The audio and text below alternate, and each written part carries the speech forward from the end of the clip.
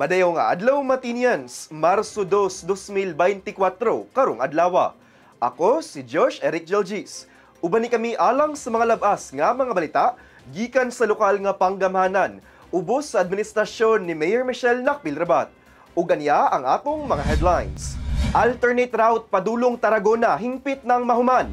Kapin 53,000 katig 10 kilos na bugas giapod-apod sa Matinians. Ayuda gipanghatag sa mga nasunugan. City Meet sa Dakbayan nagmalampuson. Sa year-end report, kalampusan sa City Vet ug Human Resources sa tuig 2023 atong sayron. Ug sa atong feature, Matinian representante sa Miss Earth Mindanao atong ilailahon. Kana uban pa sa pagbalik sa Ang Mati Karon.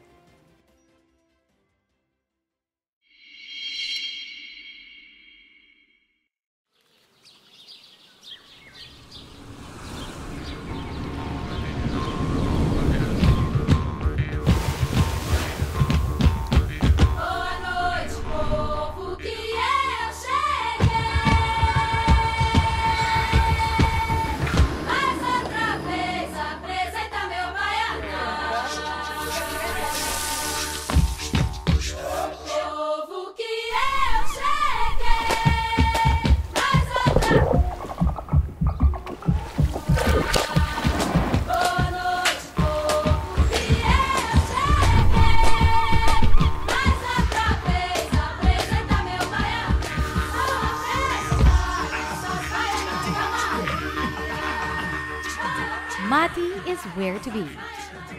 Make it Mati. Maganahay nga di.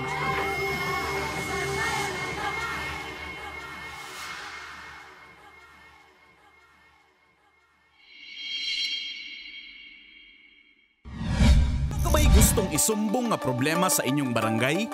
O di ka proyektong kinahanglan ninyo nga wala nga tagad? Kung kamo nangitag kadangpan sa inyong suliran, i-report na kana sa Ang Mati Karon.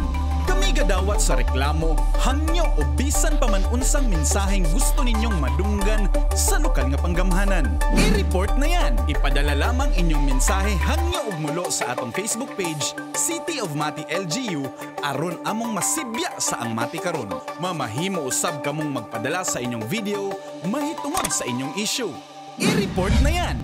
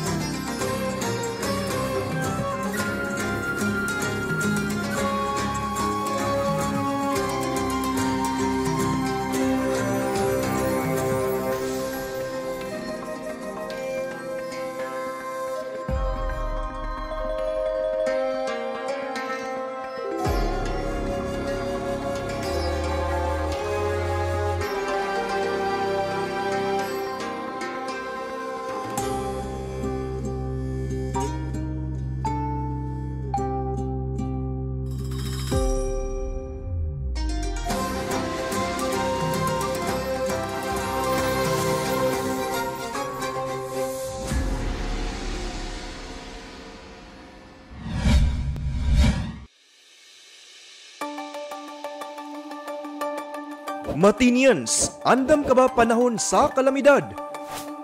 Ang Go Bag usa sa mga alibyo aron kaminusan ang epektong hatod sa kalamidad o emerhensiya. Ali, tabangan ta ka magprepara og Go Bag aron ready ka pirmi. Una, iandam ang sinina ug uban pang bisti nga magamit sulod sa 2 hangtod 3 ka adlaw. Pagkaong di dali mapan-o sama sa dilata, biskwit, noodles ug uban pa. Tubig mainom, kutsara, tinidor, plato ug plastic bags. toiletries sama sa toothbrush ug toothpaste, sanitary napkin para sa mga babae, sabon ug shampoo, hand sanitizer ug alcohol. First aid kit sama sa band-aid, mga tambal, ointment para sa mga samad, maintenance medication kung naa. Survival kit sama sa pocket knife na dunay can opener, flashlight ug posporo o lighter, ug pito. Mga gadget sama sa radyo, battery, power bank, charger ug extension cord. Human kini tanan maandam, ibutang kini sa bag na dili dali mabasa. Ang go bag ibutang sa butanganan na dali ra makita. Hinumdumi, mas luwas ang taong andam. I-ready na ang inyong mga go bags, Matinians. Kabalo ka ba? Nga otomatikong kansilado ang klase sa mga eskwelahan kung adunay bagyo, kusog nga pagulan, baha ug kusog nga linog subay sa DepEd Order No. 37 Series of 2022. Otomatikong makansela ang klase gikan preschool hangtod grade 12 kung adunay na issue na tropical cyclone wind signals. 1, 2, 3, 4 o 5 gikan sa Pag-asa o ang Philippine Atmospheric, Geophysical and Astronomical Services Administration. Gawas sa bagyo, otomatikong kanselado sab ang mga klase kung adunay gi-issue ang Pag-asa na orange ug red rainfall warning. Mamahimo sab na magsuspende og klase ang lokal na panggamhanan tungod sa pagulan bisan og walay warning gikan sa Pag-asa. Samtang otomatikong makansela sab ang mga klase kung adunay flood warning gikan sa Pag-asa. Makansela o masuspende sab ang mga klase bisan og walay flood warning sa Pag-asa kung kini gimando sa lokal na panggamhanan. Sa panahon sa linog, otomatikong makansela ang mga klase kung lapas sa intensity 5 ang gideklara sa PHIVOLCS nakakusgon sa linog. Samtang mamahimong ikansela sa lokal na panggamhanan o mga school principal ang klase kung adunay linog na baba sa intensity 5 ang kakusgon. Kini nga polisiya mausab ang ginasubay sa Commission on Higher Education CONCHED. Karon, kabalo na ka! Duna nay alternate route na pwedeng maagian human nga naguba ang National Highway sa sitio Kulilisi, Barangay Tagabakid. Ang bagong dalan pwede nang maagian sa mga light vehicles lamang. Samtang update sa landslide sa sitio Kulilisi, atong sayron sa report ni Ethel Marie Gaspanes. Giablihan na ang alternate route sa Barangay Tagabakid hangtod Bugakan Provincial Road sa mga light vehicles karong simanaha, human nga gisugdan kini og rehabilitate niadtong Pebrero 22. Nagtinabangay ang City of Mati LGU, Province of Davao Oriental ug Department of Public Works and Highways kon DPWH aron nga daling mahuman ang pagtrabaho sa dalang temporaryong hulip sa nagubang Munyo Sitio Kulilisi National Road. Ang alternate route agion sa kanto sa Barangay Mayo padulong sa Barangay Hall sa Tagabakid sangko duol sa Bugakan Elementary School. Kung magikan kamo sa poblasyon proper o kinahanglan ninyo na moagi sa alternate route, kinahanglan ninyong hinumduman na muliko kamo patuo pag abot ninyo dinhi sa Barangay Mayo. Diretso lang kamo ni ini na dalan. Hangtod sa moabot mo ni ini na kanto, diin makita ninyo ang kini na landmark.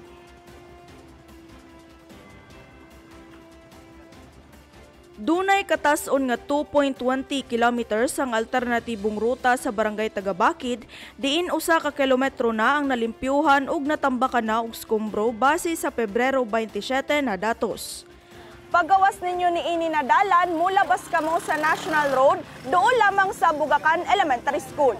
Sa alternate route natin, sabi na nga namin, if kung pwede lang, walang importante, wag na muna. Okay, wag na muna. Yung mga trucks and then trucks or yung mga negosyo, malalaking trucks, try to coordinate first with the provincial government or the city government or to the province na muna sa PBDRR mo kung pwede nang makadaan.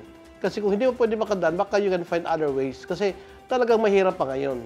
Siguro, on the next few days, pag mas kumbruhan na lahat, maayos na yung daan, siguro pwede na tayo.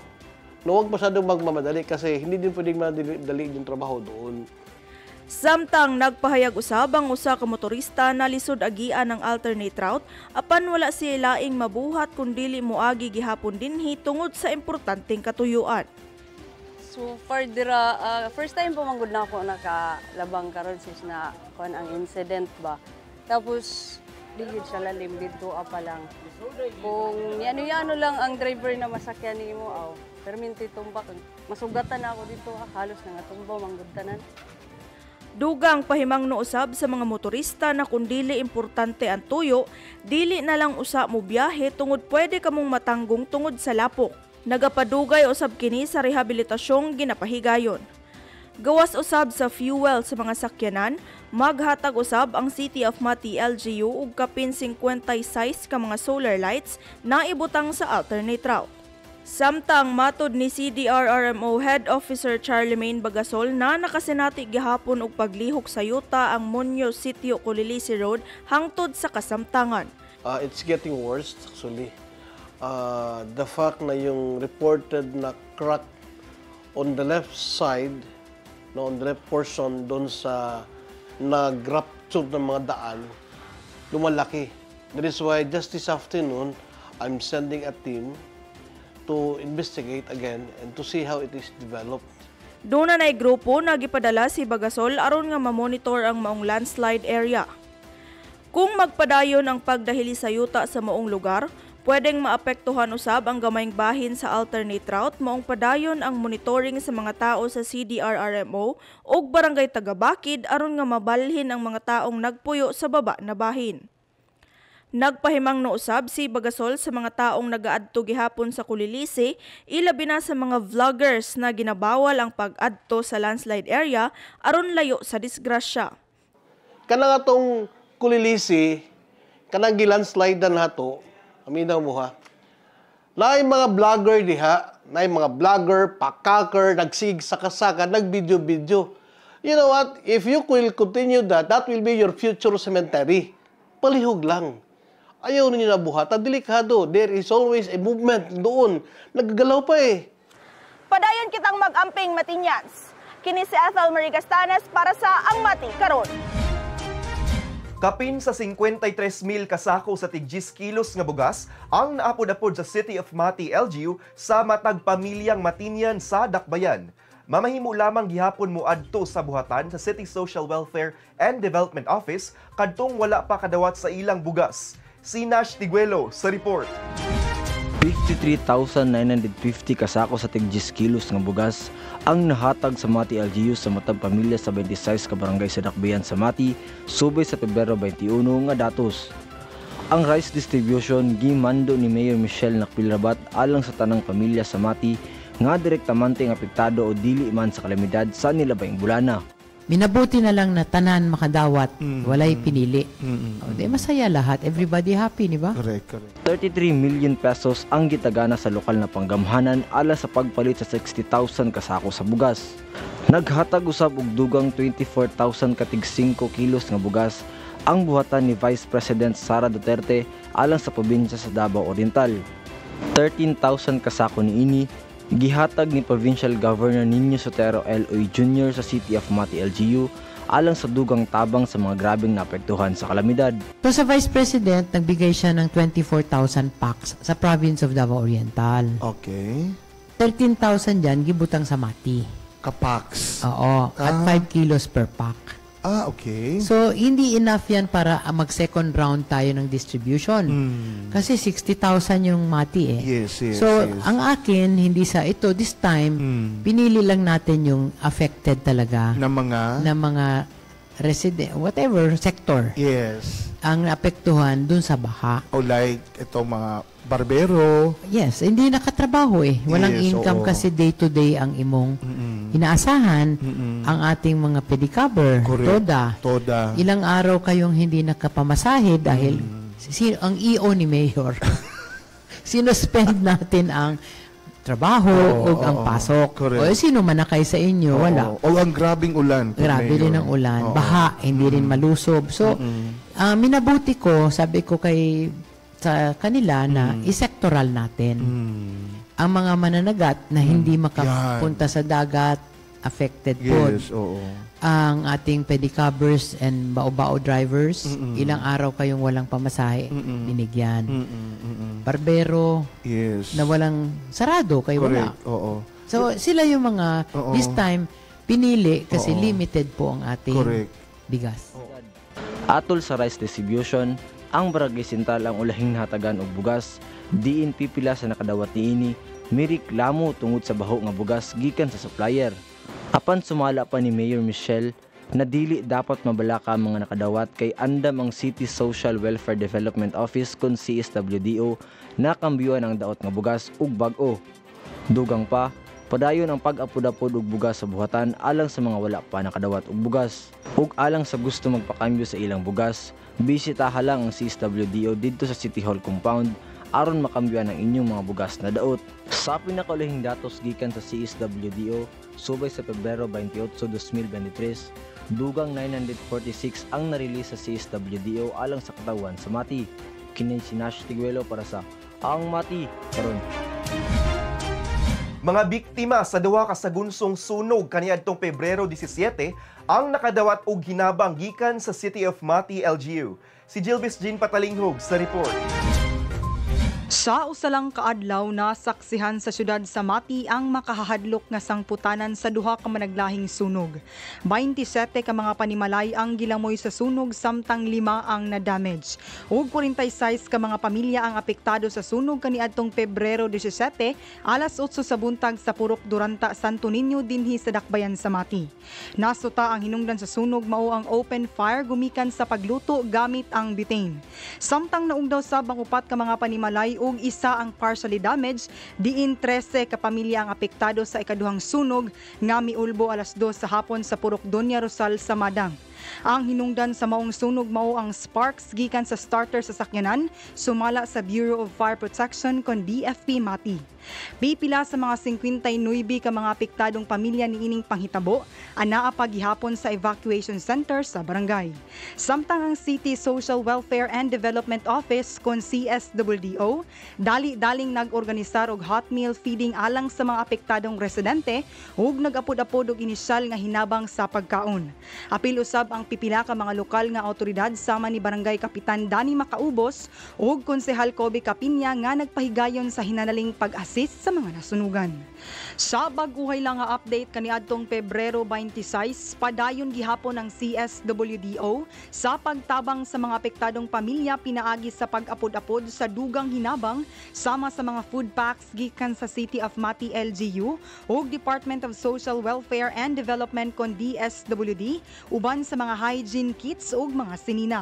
Padayong pahimangno sa mga otoridad ngadto sa katawan sa Mati ang pag-amping aron malikayan ang susamang mga insidente sa umaabot.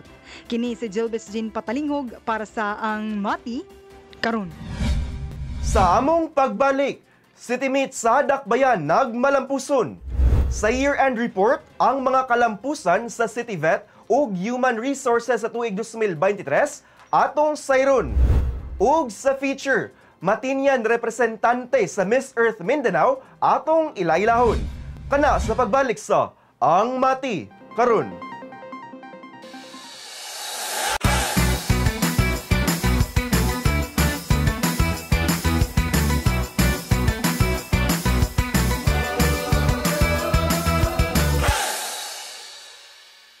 Madayaw na adlaw Matinians, aniya na usab kita sa atong segment na Matinians on the Street. Dini lamang sa Ang Mati karon. Panahon na sa pagpasidungog ug pagsaulog sa bilihong kontribusyon sa kababaihan sa tibuok kalibutan. Panahon na sa pagpamalandong sa ilang kaligon, kusog ug dili matarog nga determinasyon sa paghatag kadasig sa atong mga kinabuhi. Karong bulan sa Marso, ang Women's Month celebration atong tagaan og bili ang atong inahan, igsuon o amigo na babae alang sa bulan sa mga kababaihan. Busa, alang sa atong pangutana karong semana, unsa ang imong mensahe ngadto sa mga kababaihan? Tara, ubani kami og atong sutaon ang tubag sa mga Matinians. Unang-una, happy Women's Month, Marso. Unang-una, palak. Care sa pamilya, pagmahal sa pamilya, sa bana, nanara, parang gibantik lang. pagmahal sa asawa pato sa bana po parehas siya. Kaya bali equal lang ang kuan, equal man balaod na toron. Sa mga kababayan nga mga sa minyo man og dalaga nga unta maningkamot silang kaugalingon nga masinso silang kinabuhi nya dili mag apil-apil sa ubang mga barkada nga dili makahatag nila og kayuhan kundi maningkamot sila kaugalingon alang sa ilang pamilya aron sila magkinabuhi nga kining uyon sa kabuton sa Dios. Bisay na ko sa mga babayan okay ra man gyapon kay kami man gyapon ang bisan tuod nay mga lalaki at least ang mga babae nagaliyok lang gyapon kay magsalig lang ta sa mga lalaki kita pod nga mga babae kulang gyapon ang pangita sa mga lalaki. Sa akin bilang isang babae at ina, ang masasabi ko lang sa ating mga kananayan na maging matatag at maging palaban sa buhay. Kahit anong mangyari sa atin, anumang pagsubok ang dinadanas, nandyan palagi upang tumulong sa ating mga asawa. So bilang mga kababaihan, yun lang, maging matatag at laging palaban sa buhay at lalo na pag-aaruga sa mga anak. Balang araw tayong mga ina ay isa lang ating pangarap na maano yung ating mga anak balang araw. Mag-amping lang sila, so matag adlaw o gabi yan. Nanginaot nga mag-amping sila ang kaugalingon. Sa mga babae nga nag-eskwela, dapat magpadayon sa ilahang mga pangando silang kinabuhi. Ang mensahe po nako po sa mga kababaihan na kailangan karon nga panahon po, kailangan po mag-ampo gyud ta kay sa panahon nato karon murag doon na jud mo balik ang Ginoo. Kailangan jud magmalig-on ta sa atong pag-ampo o alang sa mga kababaihan nga kailangan jud sa mga kababaihan nga mag-amping. Ako lay kasulti sa mga babae na mag-amping lang kay panahon karon naka-grip na nahitabo diri sa Mati area. Mag-amping lang sila kay ang panahon karon kay delikado. Ang ako ikasulti sa ilaha, kung mga estudyante mga ni sila, kinahanglan magbinutan gyud sila niya labas sa eskwelahan, sakay-sakyanan pauli silang balay para walay mahitabo sa ilang pagkuan lakaw. Ug mao kana ang tubag sa Matinyans kabahin sa atong pangutana karong semana.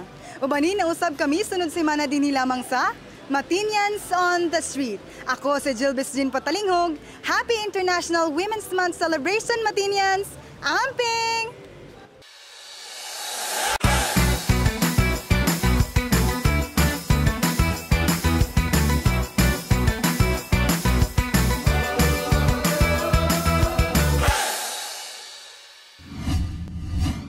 Nagmalampuson ang pagpahigayon sa tinuig nga City Meet dinhi sa Dakbayan sa Mati karong semana. Si Peter Jan Buencamino sa report.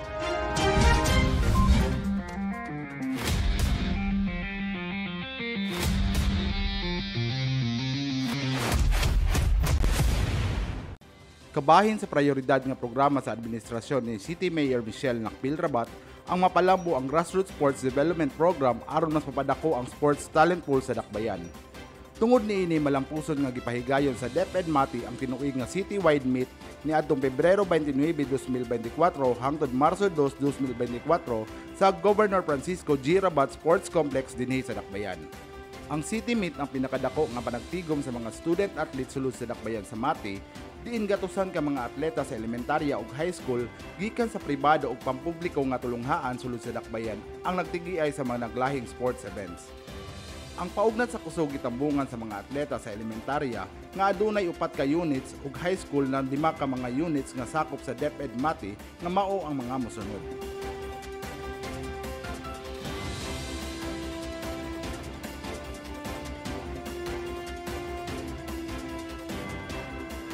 Sumala pa ni Joey Dimpas, OIC sa City Sports Development, dako ang ilang pagpangandam nga gibuhat alang sa City Meet 2024 Gani, all hands on deck ang tanan sa paglimpyo o pagmaintenar sa sports complex aron makahatag og komportable nga sports venue sa mga atleta. Dugang ni Dimpas nga andam kanunay ang ilang buhatan nga mo-associate og magpatuman sa tanang programa ni Mayor Michelle nga may kalabutan sa kalambuan sa sports dinhi sa Dakbayan. Ang City Meet 2024 ang silbing qualifying games alang sa Dabraa 2024 nga ipaygayong karong umaabot nga Abril 2024 dito sa Davao City. Kini si Peter Jen Camino para sa Ang Mati karon. Kaayuhan sa kahayupan ang nahimong kadasig luyo sa kalampusan sa City Veterinarian's Office sa tuig 2023. Samtang kahana sa mga empleyado sa lokal nga panggamhanan ang prioridad sa City Human Resources Management and Development Office. Aniya ang atong year-end report.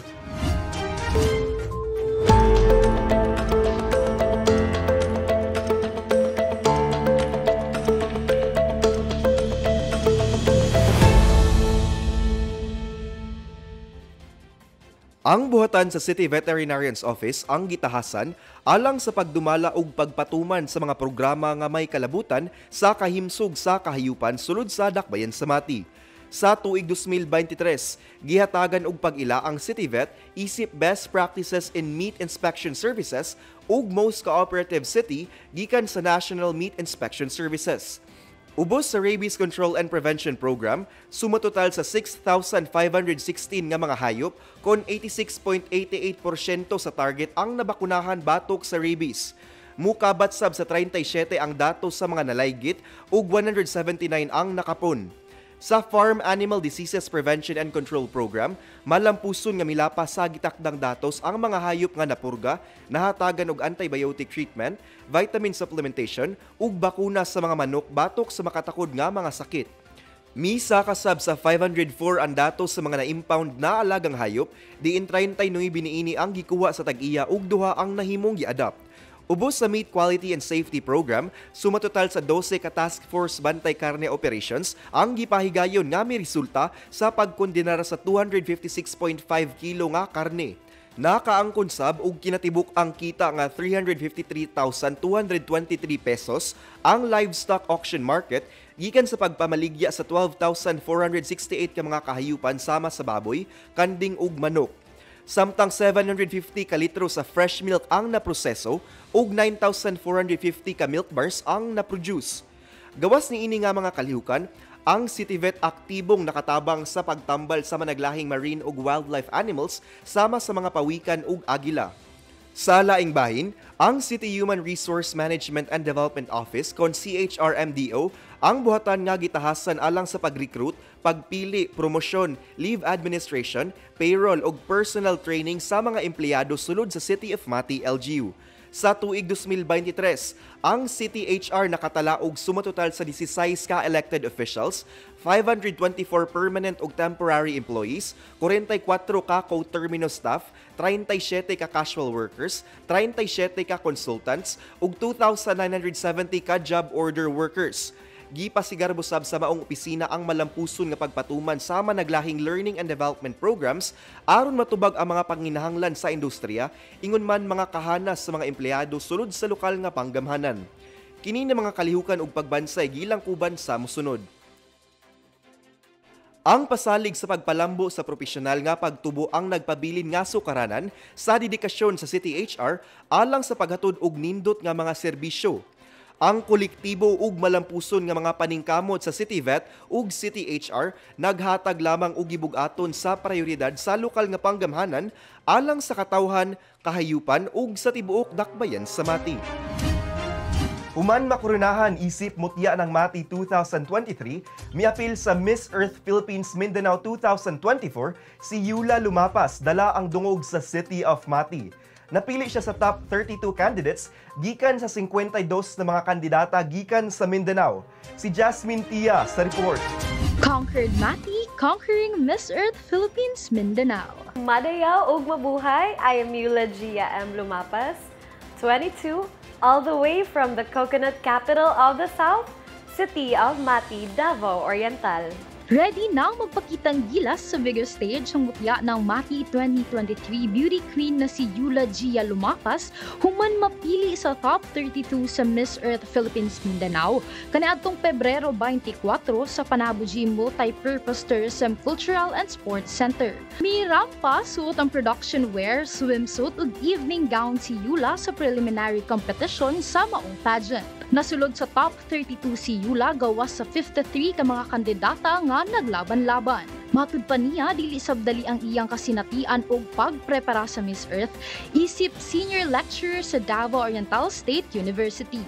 I felt very happy. Why? Because I was one of the shortest contestants among all the contenders of the pageant, of the preliminary competition. And it's not easy because if you're one of the smallest ones, you have to not only showcase your beauty, you have to perform kasi dili kayo ka makita man good. That's why it was a great feeling for me. You have to really believe in yourself. Before, I was really insecure with my height given that I also had severe scoliosis. So I'm not the picture perfect, body perfect type of beauty queen. However, the beauty pageants nowadays does not only focus on your physical aspect. Instead, it also focuses on your mental, how you think, your social skills. It's your holistic, it's a holistic part of pageantry. It's no longer about what you see outside. Instead, what you see inside. Gisay-say sab sa beauty queen ng iyang advokasya na mao ang pagprotekta sa mga kadagatan sa Mindanao, pinaagi sa pagtudlo sa mga bata. For my advocacy, which is empowering the future of Mindanao through children's storybooks. This advocacy is about protecting Mindanao's waters through teaching children. By teaching children at a young age, that is a proactive method.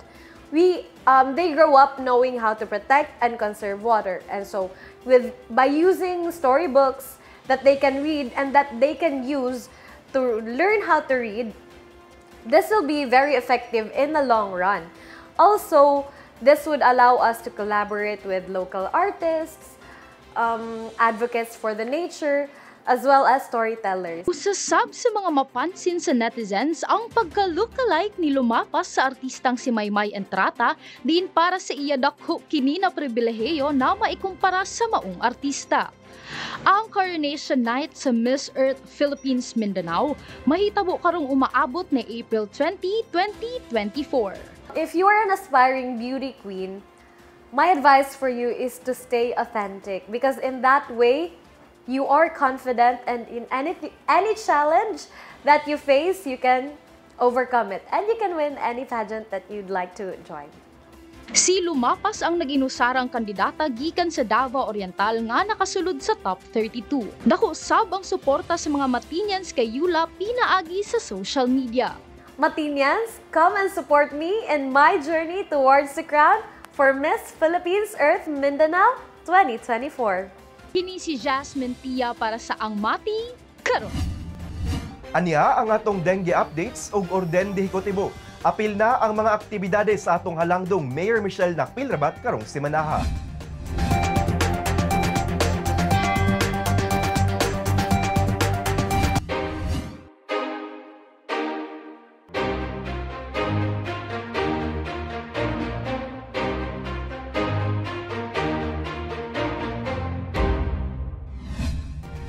Ug mao kana ang atong mga pinakaulahing balita gikan sa City of Mati, LGU. Ako si Josh Eric Jelgis.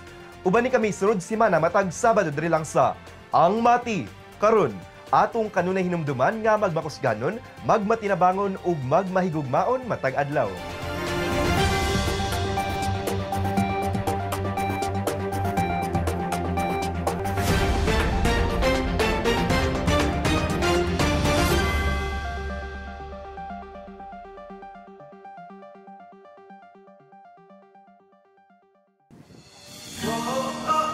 Paggawas ni mo ni ini na dalan, mulabas ka mo sa National Road,